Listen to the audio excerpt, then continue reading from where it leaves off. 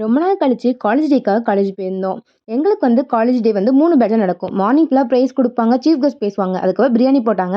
கூடவே தயிர் சாதம், ஐஸ்கிரீம், சிக்கன் 65 அப்படி இப்படின்னு நெறைய போட்டாங்க. அத தொடர்ந்து நெக்ஸ்ட் பேட்ச்ல டான்ஸ் கல்ச்சுரல்ஸ் ப்ரோகிராம் ஸ்டார்ட் ஆச்சு.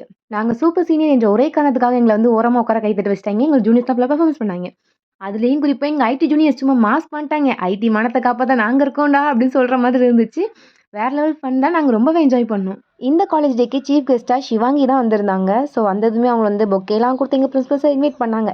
அது எங்களுக்காக அவங்க சூப்பரா பாட்டு பாடுனாங்க, டான்ஸ்லாம் ஆடுனாங்க. அதுலயும் நீலோத்தி சாங்லாம் சூப்பரா பாடுனாங்க.